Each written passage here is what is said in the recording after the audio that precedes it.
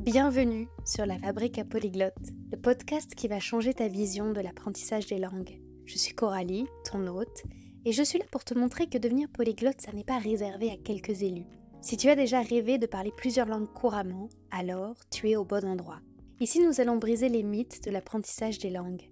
Non, tu n'as pas besoin de talent extraordinaire ni de passer des heures interminables à étudier. Je vais te révéler des méthodes pratiques, des astuces inédites et des ressources précieuses qui vont transformer ton apprentissage autodidacte.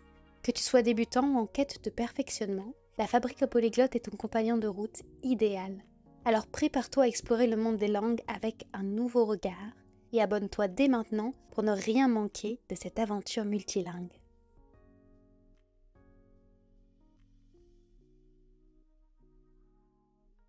Les saboteurs silencieux de tes projets linguistiques, quels sont-ils? Oh, ils sont nombreux et aujourd'hui on va mettre la lumière sur 3 d'entre eux, sur un petit package de soi-disant défauts qui viennent t'enrayer ta progression en langue étrangère et surtout qui t'obsèdent. Suis-je assez régulier et régulière? Est-ce que je suis pas trop flemmard ou flemmarde? Pourquoi je me saborde? Pourquoi j'arrive pas à apprendre plus? Et comment ils font eux, ceux qui ont étudié 20 langues? Qu'est-ce qui va pas chez moi? Je sais pas ce qui va pas chez toi, mais sans doute beaucoup moins de choses que tu ne le penses. Et je vais t'inviter, si tu as besoin d'un rappel déculpabilisant, à réécouter l'épisode numéro 1 qui s'intitule Pourquoi n'es-tu pas polyglotte? Et puis on va pouvoir commencer l'épisode du jour, on va voir comment gérer notre régularité, notre tendance à la procrastination et jeter un coup d'œil sur la notion d'auto-sabotage. À la fin de l'épisode, tu auras, je l'espère, de nouvelles clés pour te positionner face à ces enjeux de l'apprentissage autodidacte, notamment des langues. Intéressons-nous donc au premier de ces 3 ennemis de ton avancée linguistique, le manque de régularité qui nous fait beaucoup culpabiliser, beaucoup trop culpabiliser. Il semblerait que ce soit le mal du siècle, même si, à dire vrai, on n'est clairement pas tous égaux devant la régularité. On n'a clairement pas tous le même rapport à la discipline, ça dépend de plein de choses, l'éducation qu'on a reçue, notre personnalité, et j'en parlais par exemple dans l'épisode numéro 44 en te décrivant des personnalités qui ont plus de mal avec les langues que les autres. Je te parlais des profils rebelles à l'autorité qui, pour certains, ont une allergie à la discipline qui est vécue comme une contrainte extérieure qui viendrait brider une spontanéité sacrée. Donc oui, étude à l'appui, on sait, la régularité est un élément hyper important de l'apprentissage des langues, c'est un élément facilitant, mieux vaut 15 minutes par jour d'apprentissage tous les jours que d'en faire un bloc de 3 heures par semaine. C'est clairement établi que c'est un facteur essentiel pour une bonne progression. Maintenant, j'aimerais qu'on voit comment intégrer la régularité ou plus de régularité à ton apprentissage, faire bouger ce qui peut t'en empêcher et définir ce qui peut correspondre à ton style de personnalité ou de vie. Et j'aimerais aussi faire une petite discrimination, excuse-moi de la chose, une discrimination à l'âge. Parce que moi, j'ai pas la même approche en tant que mentor avec les personnes qui ont moins de 30 ans et celles qui ont plus de 30 ans. Alors pourquoi cette limite? Elle est un peu arbitraire et je vais essayer d'y mettre un petit peu plus de subtilité. On n'a pas le même rythme quand on est étudiant ou pendant les 2 à 5 premières années de notre vie professionnelle qu'après ça. Le fait d'intégrer la vie pro, le fait, je sais pas moi, déménager avec quelqu'un, et éventuellement d'avoir des enfants, tout ça, ça implique des changements de rythme. Et tu l'as peut-être observé pour ta propre vie. On peut s'imaginer qu'étudiant, on est par exemple quelqu'un qui est pas du matin, quelqu'un qui est du soir ou même de la nuit, qu'on vit mieux le travail sous pression par exemple. Et puis après, pendant les premières années de sa vie pro, être ultra motivé par le fait de profiter de ses soirées et d'avoir envie d'être plus paisible le week-end et se revoir naturellement bouger son rythme et devenir quelqu'un du matin. Ou alors emménager avec quelqu'un qui n'a pas le même rythme que nous et par magie, par osmose, changer de rythme. Parce que étudiant, on a tendance à se coller très vite des étiquettes, ou jeune, on a tendance à se coller très vite des étiquettes parce que on a un besoin vital de s'identifier à un groupe d'individus. Donc on aime se dire, moi je suis du soir, moi je suis du matin, moi je suis spontanée, trop spontanée pour avoir un rythme régulier, moi je suis ceci, moi je suis cela, moi je travaille mieux seule, moi je travaille...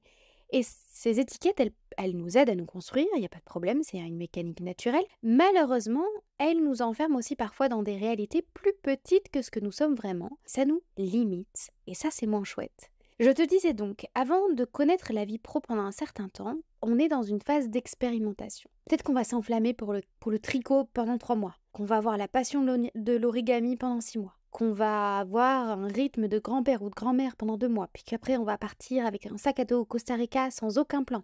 Mais Ça s'appelle expérimenter la vie et je trouve que dans cette phase-là de jeunesse, même si on peut se l'autoriser au moment d'un divorce, 20 ans plus tard, il y a pas de problème, on peut se l'autoriser à d'autres périodes de la vie et se demander à ce moment-là de notre vie une discipline ou une régularité trop exigeante, pour moi, c'est pas nécessaire parce que ça viendrait casser ce qui se joue à ce moment-là. Donc, c'est le moment où plutôt, moi, j'invite à tester des routines différentes, éviter de se coller trop d'étiquettes, éviter de se dire moi je suis ceci, moi je suis cela, moi je suis neurotypique, neuroatypique. Non, juste expérimente la vie sans étiquette. Expérimente plein de choses parce que c'est à travers l'expérimentation qu'on va pouvoir vérifier, affirmer ou infirmer qu'on est ceci ou cela. En revanche, quand on connaît la vie pro depuis longtemps, on a plus conscience de soi. Nos traits de personnalité, ils sont plus forts, ils sont plus affirmés. Et là, c'est important de ne pas se mentir à soi-même et d'y aller en douceur quand il s'agit de régularité. Si on est vraiment du soir, on sait qu'on est vraiment du soir. Si on est vraiment du matin, on le sait aussi. Si l'origami est resté dans notre vie quelques semaines ou quelques années, ça s'est vu. Donc on n'aura pas la même dynamique et la même approche de la régularité. Dans tous les cas, l'antidote au manque de régularité, c'est la régularité. Et le moyen de l'instaurer, c'est via la routine. Donc je te disais que j'ai cette approche discriminatoire parce que on ne va pas traiter les habitudes de la même manière en fonction de la période dans laquelle on vit. Les routines, on en parle depuis longtemps. Elles sont devenues très à la mode depuis le Covid, où on a eu une autre notion de la productivité. Et je ne vais pas t'inviter à faire quelque chose d'improbable, calqué sur la morning routine, en te disant de te lever à 5 heures du matin, ou ce genre de choses, et à faire quelque chose qui ne te corresponde pas du tout. Je vais te demander de regarder ta routine actuelle. Là, ce que tu fais toi dans ta vie de tous les jours, à quoi ça ressemble? Quels sont les éléments qui reviennent irrémédiablement? Parce que deux secrets pour établir une routine: un, c'est de la greffer à l'existant et ne pas bousculer l'existant. Et deuxième secret, c'est de l'incorporer petit à petit, jamais d'un coup. Premier secret donc, greffer une nouvelle routine à l'existant. Peut-être tu es une personne spontanée. Peut-être que tu ne manges jamais la même chose le matin au petit déjeuner. Peut-être que tu te lèves jamais à la même heure et que tu n'as même pas de réveil sur ton téléphone. Mais il y a forcément des éléments de ton emploi du temps qui sont solides, qui sont rigides, qui sont réguliers. Et c'est sur eux que je vais t'inviter à faire reposer ta nouvelle ou actuelle routine d'apprentissage des langues. Dans l'épisode numéro 37, je te parlais de mutualisation avec les séances de sport pour exemple, mais c'est des conseils que tu peux appliquer à n'importe quelle activité que tu fais avec régularité déjà, et il y en a forcément. Je disais, peut-être que tu manges pas tous les matins la même chose, mais en tout cas peut-être que tu manges tous les matins un petit déjeuner que tu te prépares et écouter un podcast qui t'intéresse dans ta langue cible pendant que tu prépares cette chose, ou choper un livre de recettes ou un e-book de recettes, je sais pas moi, des recettes de mug cake dans la langue cible que tu apprends, c'est un petit shift à faire tout à fait intéressant pour ton apprentissage des langues. Pour te donner un exemple parmi des milliards d'autres que j'aurais pu te donner. Je t'invite à vraiment regarder ce qui est solide de ton emploi du temps et d'y accrocher avant, pendant ou après un temps de pratique de la langue. Ce que j'aimerais te rappeler aussi, c'est que tu peux pas te demander de la régularité pour absolument tout. Et ça va avec le deuxième secret que je vais te dire, qui est d'incorporer tout doucement. L'année dernière, parce que moi j'ai tous ces défauts, j'ai un manque de régularité monumental, d'ailleurs tu le vois mes épisodes de podcast. Je suis régulière dans le fait d'en sortir un par semaine, mais des fois il est le dimanche matin, des fois il est le dimanche soir, des fois il est le lundi matin, des fois il est le lundi soir. Bon, en général c'est dans ces journées-là, mais je ne suis pas un maître de régularité au sens strict du terme. Donc l'année dernière, j'ai voulu me mettre à la fois, tu vas rigoler, au yoga slash stretching, parce que c'est plutôt une approche stretching yoga, à la course à pied, au renforcement musculaire et à la danse. Je me suis construit un programme qui fonctionnait théoriquement et ça n'a pas tenu longtemps du tout. Ensuite, je me suis dit, bon, on va essayer d'être un petit peu plus réaliste, ma grande. Et j'ai incorporé ça tout doucement. Alors, à quoi ça a ressemblé? D'abord, j'ai mis en place le truc qui me motivait le plus, donc les 2 cours de danse par semaine. Et j'ai fait ça pendant un mois, en me disant, Coralie, tu tiens juste ça pendant un mois. Ensuite, deuxième mois, je rajoute le yoga en plus de la danse, enfin, le renforcement, enfin le stretching en plus de la danse, avec juste 15 à 20 minutes par jour. J'ai tenu un mois, nickel. On va essayer juste de tenir ça, un autre mois en plus pour ancrer la routine, parce que je n'étais pas très régulière sur mes horaires de yoga. Ensuite, quatrième mois, on rajoute 5 minutes d'abdos au yoga qui est déjà bien installé, etc., etc. Et je touche du bois. Jusqu'à présent, ça fonctionne à peu près. C'est pareil, toi, si tu veux travailler à la fois ta compréhension orale, ta prononciation, ton vocabulaire, ta conversation, ta grammaire, que tu as plein de choses différentes à rajouter, hop, on revient du minimalisme, on revient à l'essentiel et on y va tout doucement. Rajoute d'abord des moments de compréhension orale. C'est le plus important. Voilà, ces moments d'apprentissage passif ou réceptif, comme on dit à ta routine. Une fois que c'est installé, tu tiens un mois un minimum, hein, une fois que ça devient facile, hop, on vient rajouter une pierre en plus à l'édifice de ta vie linguistique et on rajoute du shadowing, peut-être 5 minutes de shadowing après ton travail de compréhension orale. Mais faire tout d'un coup, c'est le meilleur moyen d'échouer. Commencer petit, c'est une des clés sur le long terme. C'est pas une approche que j'ai quand j'ai affaire à des personnalités qui ont une approche intensive, qui veulent avoir des résultats rapides, qui ont des échéances importantes à court terme. Donc je le tempère aussi. Pour ces esprits compétitifs ou pour ces esprits exploratifs, explorateurs, qu'est-ce que je raconte? J'invite à faire des challenges sur 30 jours, sur 21 jours, sur 15 jours. Donc voilà, si tu vois que tu rates régulièrement tes challenges sur 30 jours, tu prends une période de temps plus réduite. Quelque chose qui peut aider, c'est de prendre en compte ton cercle social. De faire ça en famille, de faire ça avec des amis, ou avec une communauté numérique, ou avec des gens qui comprendront l'importance de ce que tu fais, avec un partenaire linguistique. À deux, déjà, on a une dynamique de groupe, enfin de groupe. 3, c'est une dynamique de groupe, mais on a déjà une dynamique d'être à plusieurs à deux. Surtout si en face de toi, tu as quelqu'un qui est beaucoup plus régulier. Je reprends donc ce point sur la régularité. Oui, c'est important, la régularité. Non, ne te fustige pas si ça n'est pas ton fort. Ça me fait penser, tu sais, aux vidéos pointues sur le fitness que je regarde. On sait qu'un entraînement, étude à l'appui, on sait qu'un entraînement doit être régulier et fait même à la même heure de la journée parce que ça provoque des meilleurs résultats. Mais ça, c'est de la théorie et c'est surtout des paramètres fins de régularité qui vont optimiser l'entraînement de sportifs de haut niveau ou de gens qui ont déjà une discipline. Donc tu ne peux pas te demander d'avoir ajusté de fins paramètres qui sont déjà adaptés à des gens disciplinés si déjà tu es un petit peu chaotique. Donc vaut mieux en tout cas faire 3 séances par semaine. Tant pis si une semaine tu fais lundi, mardi, vendredi, je reste avec le fitness comme métaphore, et puis la semaine suivante, jeudi, vendredi, samedi, que rien du tout en fait, que d'être parfaitement sédentaire. Pour les langues c'est pareil, ne pas se demander l'impossible et y aller par palier dans la régularité. Y aller par palier. Où est-ce que j'en suis avec la régularité aujourd'hui? En fait j'apprends très bien sur 3 mois, puis je m'arrête, puis j'apprends plus rien pendant 6 mois. Ah oh, ok. Qu'est-ce que je me demande à faire sur 3 mois? En fait quelque chose de trop intensif. Qu'est-ce qui ferait que je pourrais tenir 9 mois d'un coup en étant plus régulier? Travailler avec quelqu'un, oui, non. Ou travailler que l'apprentissage passif d'abord et plus tard l'apprentissage actif. Donc être d'abord dans la réception, c'est-à-dire l'écoute et la lecture. L'idée, c'est que tu vas pas te transformer de sprinter en marathonien en une semaine. Surtout si on a à la base une mauvaise image de la régularité. Pourtant, on le sait, rien. Quand je te dis on le sait, c'est que ça ne vient pas de moi, ma propre personne. Hein. Ça vient de sources extérieures, c'est sourcé. Quand je te dis je pense que ou je t'invite à, c'est que là c'est un peu plus subjectif. On le sait, donc c'est pas de ma pomme. Rien n'est plus routinier qu'un enfant. On construit un enfant avec des rituels, avec des routines parce que ça le sécurise. Et en fait, ça sécurise son cerveau d'enfant, mais aussi nous, notre cerveau d'adulte. Il est aussi sécurisé. Il a peut-être moins besoin autant de rituels, mais ça met en sécurité. Donc il n'y a rien de mauvais avec les routines. Tant que, à l'intérieur de tes routines, tu vas quand même chercher la petite zone. Comment c'était ma phrase? Tu vas chercher la petite sortie de zone de confort, c'est ça, qui va te permettre d'apprendre. Je reprends sur la régularité. Je disais, avant d'être bien installé dans la vie d'adulte, c'est important que tu apprennes la discipline, mais respecte tes élans. Cette période d'exploration estudiantine ou de jeunesse, elle est précieuse. C'est vraiment quelque chose de magnifique, donc profitons-en. On a une idée assez floue de qui on est, une idée assez erronée de nos buts, parce qu'ils vont changer, et il faut plutôt regarder à nos buts. Mais je vais y revenir sur mon point 2 qui est sur la procrastination, pour vous dire c'est quoi regarder son but. Quand tu es installé dans ta vie d'adulte, tu connais tes buts, et la régularité, c'est le plus important maintenant, parce que c'est ton moyen d'y arriver. C'est le véhicule qui va t'entraîner vers tes buts. Si on est particulièrement irrégulier, on va regarder ce qui est fixe dans notre emploi du temps et on va s'appuyer dessus. Et on va incorporer petit à petit un plan d'apprentissage solide en jouant plutôt la tortue que le lièvre. Commence en tout cas à renforcer tes habitudes. Vraiment, c'est la leçon de cet épisode. Selon les conclusions d'une recherche qui a été menée par le NIH, le National Institute of Health, l'adoption d'habitudes régulières contribue positivement à la santé mentale et diminue le niveau de stress de 40%.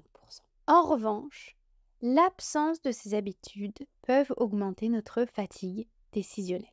On prend chaque jour un nombre immense de décisions, et la plupart du temps inconsciemment. Alors mettre en place des habitudes consciemment, travailler sur des challenges pour les instaurer vraiment fortement, c'est prendre de bonnes décisions et éviter de tergiverser à chaque fois et éviter de laisser à notre inconscient la possibilité de prendre une décision qu'on ne prendrait pas consciemment. D'après les résultats aussi d'une étude qui a été parue dans la revue Nature Human Behavior, l'instauration de routines est aussi bénéfique pour la plasticité cérébrale et contrairement à ce qu'on pourrait imaginer, ça rend le cerveau plus adaptable. La routine, ça n'est pas ton ennemi, mais c'est ton allié. Et l'irrégularité, au contraire, elle te dessert quand on apprend une langue. Instaurer des routines efficaces, ça ne se fait pas du jour au lendemain et ça implique de se connaître. J'en ai parlé aussi, mais les triggers positifs, ça aide. Est-ce que ça t'intéresse que j'en fasse un épisode dédié? Si c'est le cas, n'hésite pas à te manifester. Petit rappel pour te manifester auprès de la team de la Fabrique à Polyglotte, c'est simple, tu peux mettre un message commentaire sur YouTube, tu peux répondre au mail avec lequel on envoie la newsletter ou encore envoyer un message sur le compte Instagram de la Fabrique à Polyglotte. Je reviens au trigger positif en quelques mots, même si je ne vais pas m'attarder dessus. Ce sont des éléments physiques ou sensoriels qui vont venir fonctionner comme des ancrages mentaux et nous remettre plus vite dans l'état que nous cherchons pour étudier bien comme il faut. Tu connais peut-être plus les triggers négatifs, les choses qui vont déclencher des rappels traumatiques, des sensations négatives, mais ça marche aussi avec le positif et ça on ne le sait pas forcément. On peut l'utiliser à notre avantage, ce fonctionnement. Par exemple, nous dans le Polyglot Booster, qui est notre kit pour apprendre facilement une langue à la maison, on a mis un diplôme à afficher sur le mur pour avoir un trigger visuel. Mais ça peut aussi être un tableau de vision, voilà, pour te donner un exemple de trigger visuel. Tu as des triggers sensoriels, je sais pas moi, mettre un encens à chaque session d'apprentissage, quelque chose qui a une odeur particulière. Ça peut aussi être un vêtement, un doudou, ça peut être même le fait d'étudier dans un espace physique précis de ton appartement à chaque fois. En gros, ça consiste à se programmer soi-même parce que on est déjà un être de réaction qui est comme programmé. On passe une immense partie de notre journée à réagir, à vivre par réaction. Donc autant nous-mêmes, nous programmer nous-mêmes, tu vois. Une autre chose que je répète aussi, c'est n'attends pas les mêmes choses de toutes les langues que tu apprends. Pour moi, c'était beaucoup plus facile de mettre de la régularité et de l'intensité avec l'italien parce que j'ai une affinité plus grande avec cette langue que, mettons, l'anglais. J'ai pas d'affinité émotionnelle avec la langue anglaise. Donc l'envie est moins forte et la régularité est moins forte avec l'anglais. Et ça m'a amené au point de la procrastination. La procrastination, c'est simplement un but mal défini. On procrastine quand on est moins engagé dans quelque chose, quand on ne sait pas comment faire, quand on est découragé dans la tâche à accomplir. C'est ça qui provoque la procrastination ou l'absence de passage à l'action. C'est pas le génie de la flemme qui habite en toi, c'est simplement une confusion. Il te manque de l'information et ou des prises de décision et ça te bloque dans ton action. Ça arrive quand on veut apprendre des langues pour des raisons qui ne sont pas les nôtres. Ça arrive quand on ne sait pas comment faire pour gérer notre apprentissage des langues ou d'une langue, quand on veut faire trop à la fois, quand on se donne des objectifs irréalistes, quand on se met trop la pression, parce que oui, le perfectionnisme est aussi une des causes de la procrastination. Alors Jamy, qu'est-ce qu'on fait dans ces cas-là?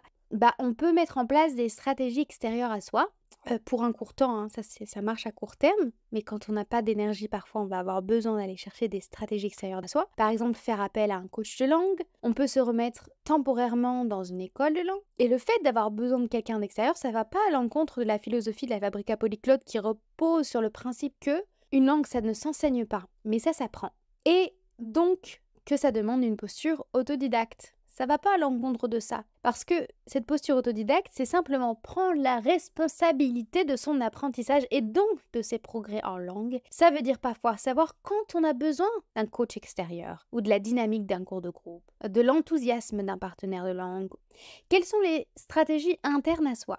Ça va être de poser des objectifs SMART, mais en tout cas, c'est de définir vraiment la raison pour laquelle on apprend telle ou telle langue. Pourquoi j'apprends cette langue? Pourquoi faire? Pour parler avec qui? De quel sujet? Je sais pas, mais avec quel niveau de langue, quel niveau de familiarité? Pour parler dans quel contexte? Pour me donner quelles opportunités? Et une fois que ça c'est plus clair, on le transforme en plan d'action. Tu peux reprendre pour ça l'épisode 41 sur la création de ton plan pour 2024. Tu peux l'adapter, te faire un plan pour les 3 prochains mois. Ça paraît inutile parfois, on se dit « Oh là là, on va pas faire un plan, machin », mais quand on a un objectif défini, qu'on le découpe en un plan hebdomadaire actionnable, adapté à notre emploi du temps, on détruit une grande partie des obstacles à notre apprentissage des langues, franchement. Et je pense que connaître le but de pourquoi j'apprends cette langue, c'est un facteur sous-estimé de notre réussite. Vraiment, je le pense.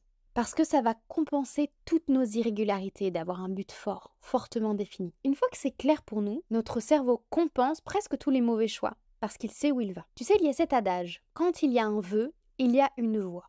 V-O-I-E pour la voie, le chemin. Mais si on connaît mal notre vœu, alors la voie, elle est clairement pas facile à trouver. Alors que si on sait vraiment quel est notre vœu, quel est notre souhait, quel est notre projet, eh bien on va la créer, la voie, quoi qu'il arrive. On se découvre des capacités hors normes quand on veut vraiment. Tu as peut-être toi en tête des états d'exemple où on est amoureux, on est capable de parcourir des kilomètres à vélo pour rejoindre l'être aimé, ou on attend pendant des heures à l'extérieur dans le froid pour voir tel concert, ou on fait des nuits blanches pour arriver à tel objectif, ou voilà, quand on est aligné à ce qu'on veut faire, les moyens se déclenchent en fait. On n'est pas toujours dans cet état-là. Si on profite de ces périodes pour mettre en place des habitudes, parce que les habitudes, c'est la chose la moins énergivore qu'on puisse avoir, ça nous permet aussi de se donner les moyens de réussir quand notre but est moins palpable. Voilà. J'ai l'impression que je me répète, donc je pense qu'on arrive tout doucement à la troisième partie, qui est les autosabotages. Alors là, on va toucher à du psy, et moi le psy, je maîtrise pas. Moi, autant je connais les mécaniques d'apprentissage, autant les mécaniques d'autosabotage, pas vraiment. Mais si tu constates que tu as un but bien défini, avec une motivation plus, interne, qui vient vraiment de toi, que tu as un emploi du temps relativement régulier, et qui te laisse en tout cas déjà le temps d'avoir ton quota de sommeil, mais que malgré tout ça, malgré ce contexte ultra favorable, tu vois que tu réussis pas en langue, il y a peut-être quelque chose à creuser de ce côté-là. Si tu es dans le cas inverse, t'as déjà vite accusé tes autosaboteurs en te disant « ça se passe à un niveau inconscient, je peux rien y faire, je m'auto-sabote ». Alors qu'en fait, je sais pas, au boulot t'es sous pression, t'as pas ton quota de sommeil, tu connais pas ton but en fait, ou alors c'est un but externe à toi. Peut-être que tu vois, t'as identifié des choses à analyser avant uniquement d'arriver à la conclusion que c'est tes autosaboteurs. Et ce sur quoi j'aimerais terminer l'épisode, c'est sur le fait que on prenne le temps de se dire « oui, la discipline, c'est une magnifique vertu ». Oui, c'est un beau signe de maturité parce que ça montre qu'on sait privilégier nos intérêts à long terme plutôt qu'à court terme. Mais je peux aussi avoir, moi, dis-le toi, je peux aussi m'avoir, moi, une vision erronée ou encore un peu limitée de ce que c'est que la constance et la régularité, et que je peux m'inventer en fonction de qui je suis et de la période de ma vie, la manière d'incarner cette discipline, selon mes termes. Et ce sera peut-être pas ce qu'on va voir sur les réseaux sociaux avec le hashtag #ThatGirl par exemple. Ce sera peut-être pas de faire 1 heure d'espagnol à 5 heures du matin, tous les jours devant le lever de soleil, mais ça va peut-être être trouver 10 minutes dans la journée tous les jours pour aller parler à mon collègue colombien. Tendre vers plus de discipline, c'est prendre le temps de regarder avec un cœur honnête ce qui entrave notre capacité à être régulier. Regarder notre emploi du temps, à quoi je dédie mon temps, et encore plus à quoi je dédie mon énergie. Il n'y a pas de bonne réponse, mais c'est une étape aussi importante quand on a l'impression de lutter. En fait, ce sera jamais du temps de perdu que de se regarder parfois faire. On ne peut pas non plus passer son temps à se regarder faire, mais d'apprendre comment on fonctionne. J'espère que cet épisode n'aura pas été trop conceptuel, mais qui t'aura donné des idées concrètes pour apporter ou pas d'ailleurs, de la régularité dans ton emploi du temps. En tout cas dans une dose qui corresponde à toi, et que ton apprentissage des langues en sera, je sais pas comment dire, pimpé. Bonne continuation à toi. Merci d'avoir écouté cet épisode de la Fabrique à Polyglotte jusqu'à la fin. J'espère sincèrement qu'il a été enrichissant pour toi. Si c'est le cas, j'ai une faveur à te demander. Pour soutenir notre communauté polyglotte grandissante, pourrais-tu prendre un instant pour attribuer 5 étoiles à ce podcast sur ta plateforme d'écoute et le partager autour de toi? Ton soutien, c'est la clé de la longévité de ce podcast. Je te remercie chaleureusement pour ce geste, et en attendant notre prochain rendez-vous, je te souhaite d'incroyables conversations en langue étrangère, mais surtout, reste curieuse, reste curieux.